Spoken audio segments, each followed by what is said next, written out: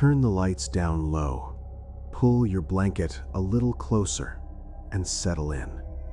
Because tonight, I have 3 stories for you. These are true horror stories, as told by the people who lived them. Stay with me. Let's begin.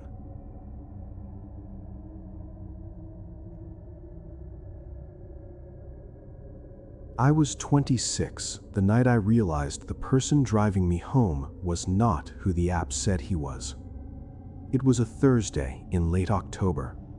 I was living in Charlotte, North Carolina, working as a paralegal for a downtown firm, the kind of job that sounds impressive until you're stuck there past 9 sorting case exhibits for a deposition. By the time I finally locked up the office and stepped into the cool night air, I was too exhausted to think clearly. That was probably the first mistake. I pulled out my phone and requested a ride. The app matched me with a driver named Marcus.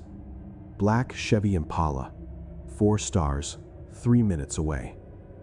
I remember thinking how lucky I was not to wait in the rain. The wind had picked up and dark clouds were already moving in low and fast. I stood under the glass awning, watching headlights ripple in the puddle forming at the curb. A black Impala pulled up right on time. The license plate matched the last 3 digits the app showed. I climbed in the back without a second thought, pulled my seatbelt across my chest, and sank into the seat. "Long night?" the driver said from behind the wheel. "Yeah," I laughed, half into my coat. "Longest week." I pressed my face against the jacket bunched at my shoulder and was nearly asleep by the time we turned out of downtown. It wasn't until we crossed the bridge on Independence that I realized something was wrong. My apartment was northeast of downtown. The route home took me through 2 specific intersections. I'd made this trip hundreds of times, but the bridge we were crossing led south, away from my neighborhood, away from everything familiar. I sat up straighter and checked the app's navigation on my phone. The little blue car icon was not following the suggested route. It was going somewhere else entirely. "Sorry, I think you might have the wrong address," I said, keeping my voice light. "Are you going to South End?" Silence. The driver didn't answer right away.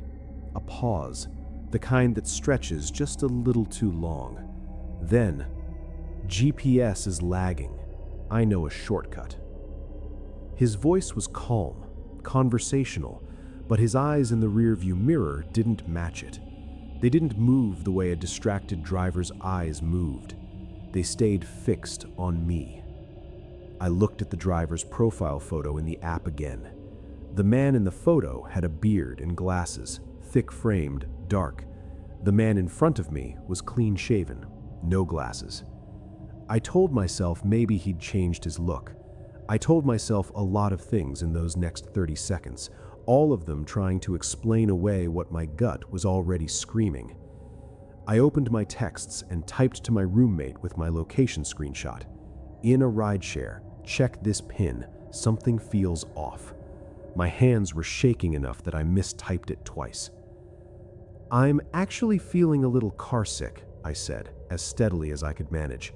"Can you pull over? I just need a minute." He kept driving. "There's a gas station coming up on the right," I said. "Can you just stop there real quick?" A long silence, the kind that turns the air inside a car into something different, heavy, pressured. Then, almost too slowly, he signaled and pulled into the Circle K lot ahead. I had the door open before we fully stopped.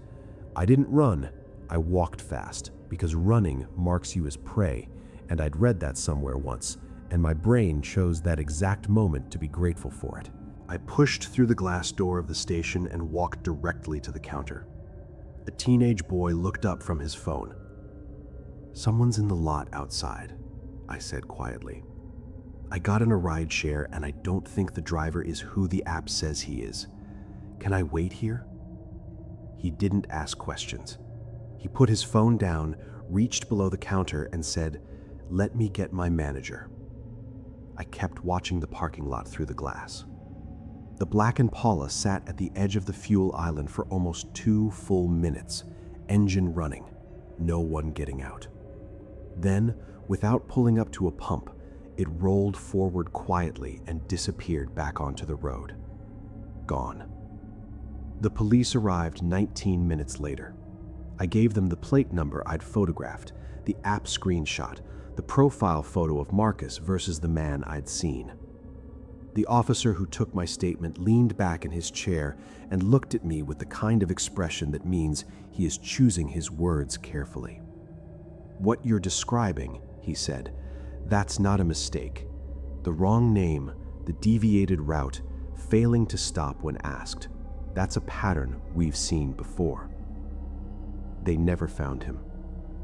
I deleted the app that night. For the next 6 months, every time I got into a car I didn't personally know, I sent a screenshot of the driver's information to someone before the door closed. I still do. The scariest part wasn't the detour. It wasn't even the silence when I asked him to stop. It was the moment I looked at that photo and realized I had climbed into a stranger's car because I wanted to believe everything was fine. And almost everything was, until it wasn't.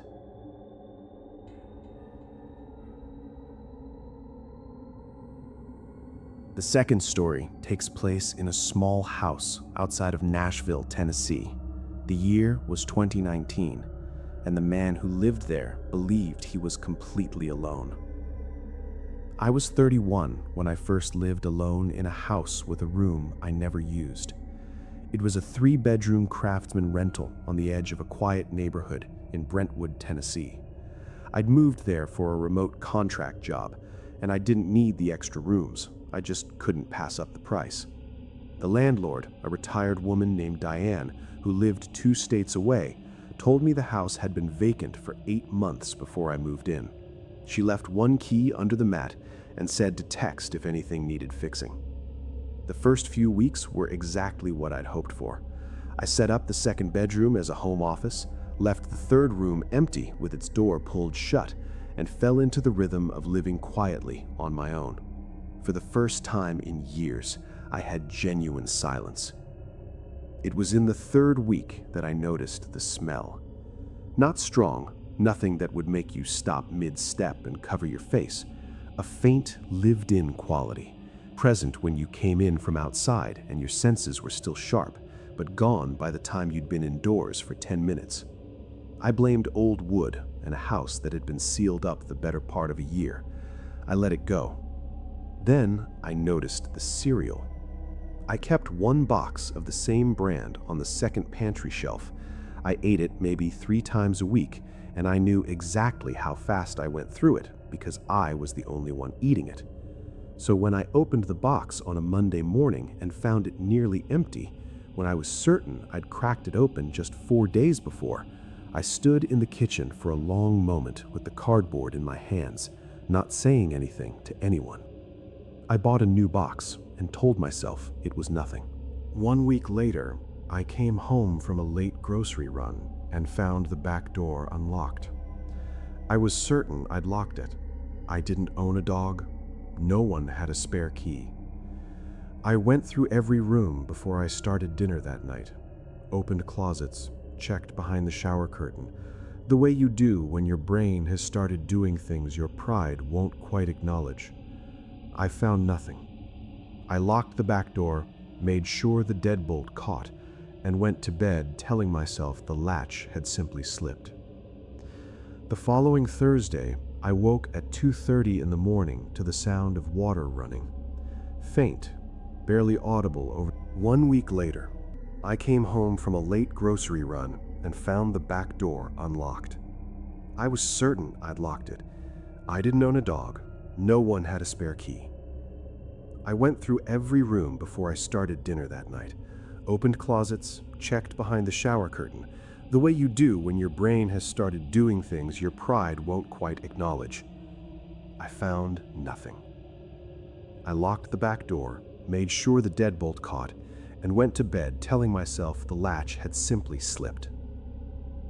The following Thursday, I woke at 2:30 in the morning to the sound of water running. Faint, barely audible over the white noise fan I kept beside the bed, but absolutely there. A low, steady pressure sound from the far end of the house. No faucet should be running. I got up. I pulled a flashlight from the nightstand and moved down the hallway slowly, keeping the overhead lights off. I stopped outside the third bedroom, the empty one, and pushed the door open. Just the bare floor, the old iron radiator in the corner, nothing out of place. Except the window was cracked open, and beside the radiator, sitting on the floor, a plastic water bottle, clear, still beaded with condensation like someone had set it down just minutes before. The running water was coming from the hallway bathroom, behind me. I turned around. The light under the bathroom door was on. I want to be clear about something. I am not easily frightened. I'm 6'1". I played hockey through college. I grew up in a house where nerves were not rewarded.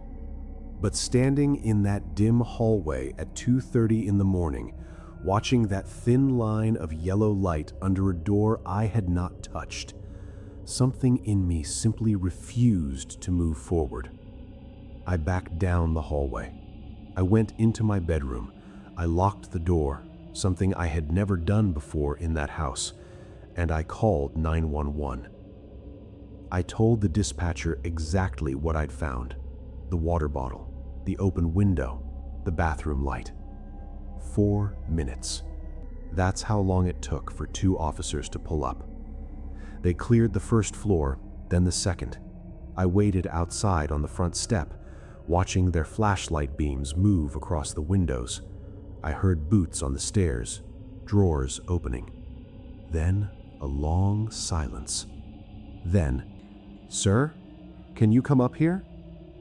In the third bedroom, the empty one, behind the door, flush against the wall where it would be completely invisible unless you swung it all the way open, someone had been living. A sleeping bag rolled flat against the baseboard, a canvas duffel bag containing clothes I didn't recognize, 2 granola bar wrappers folded neat, a charger plug into the outlet directly above the floorboard. The outlet was still warm. Whoever had been there had left through the window when they heard the sirens. The window lock, the officers found, had been broken from the outside, broken before I ever moved in. The previous 8 months of vacancy had given someone plenty of time to find it. The officer who interviewed me was named Deputy Criswell. She wrote everything down, then looked up from her notepad and said very evenly, "Your landlord hasn't been in recently." I texted Diane at 3 in the morning. She hadn't visited the property in over a year. They never identified who had been living in my house. Fingerprints from the charger returned no match. Whoever had been there was unknown to the system and, for however many weeks, had simply been existing quietly inside my home, below my waking hours, listening to my routines, eating my food, waiting, maybe, for something, or maybe just waiting for the warmth of a roof. I moved out the following month. The house sat on the rental market for a while after that. I sometimes catch myself wondering whether the next tenants thought to check the third room's window lock. I never asked. I was afraid of what the answer might tell me about all the nights I slept soundly inside those walls.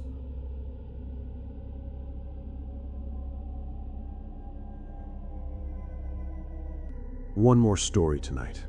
This one is the shortest, but it's the one that stayed with me longest of all. It happened on a back road in rural West Virginia in the height of summer. I was 23 years old the summer I drove cross-country alone. fresh out of a long relationship, fresh off a lease I was glad to be done with. I had 2 suitcases, a full tank of gas, and a very genuine need to go somewhere that wasn't the city I'd been stuck in for 4 years. My cousin lived in Missouri. That was the destination. Everything else was open road. I decided to take the scenic route, smaller highways, the kind of drive where you stop at roadside diners and photograph old barns and briefly convince yourself you're the kind of person who has all their life figured out. It was the 3rd day when things went sideways. I was somewhere deep in the hill country of West Virginia, these long, green, silent stretches where the mobile signal comes and goes, and the trees press close on both sides of the road like they're leaning in to listen. My GPS had already rerouted me twice, once for a closed bridge, once for road work, and each time I'd followed without question. When the 3rd reroute came, I didn't think to check it. County Road 14, no centerline, branches meeting overhead like a tunnel. Then the pavement ended and became packed gravel, and my tires went from a hum to a crunch, and I slowed down without deciding to. No houses, no mailboxes, no power lines, no signs that anyone lived within a mile of that road. Just the narrowing gravel and the trees pressing in on every side. I'd almost talked myself into turning around when I came around a long bend and saw a truck parked sideways across the road. Not broken down, not abandoned, placed. The angle was deliberate, wheels turned, positioned to block both lanes completely. A man stood beside it. He raised one hand when my headlights hit him. I stopped. I did not lower my window. But he walked towards me anyway, unhurried, and crouched beside my driver's side door.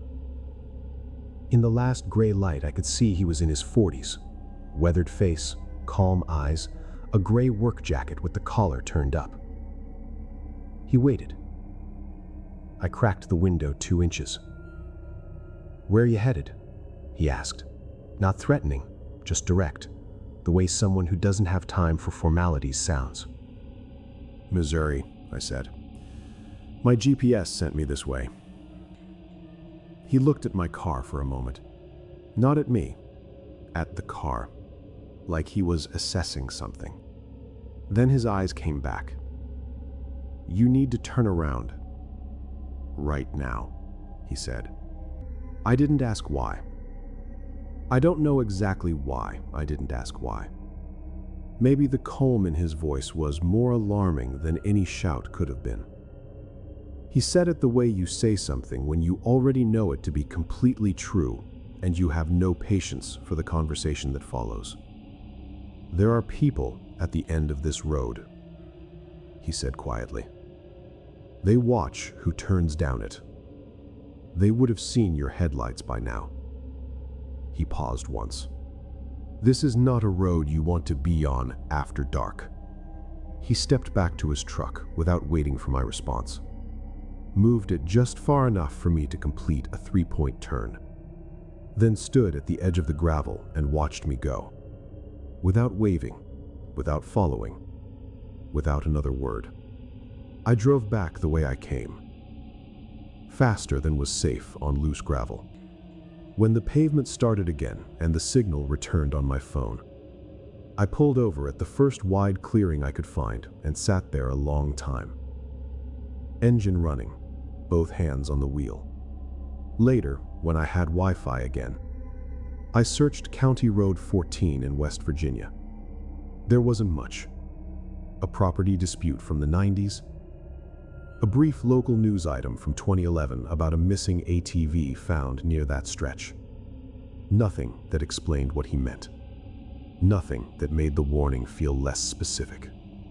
I never found out who he was. I don't know what was at the end of that road. I've thought about it more times than is probably healthy. Wondered whether the man in the gray jacket was just being dramatic, or genuinely trying to help a stranger, or something else I haven't fully considered. But I keep returning to one thing. He had no reason to stop me unless he meant to. He moved his truck without asking for anything in return. He didn't follow me. He didn't raise his voice. He simply said, "Turn around. Right now." And I did. I have always been glad I listened. Check your locks tonight. Trust the feeling when something seems wrong, even if you can't explain why. Instinct has kept people safe, long before there was a word for it. Good night. Sleep well. I'll have more stories waiting.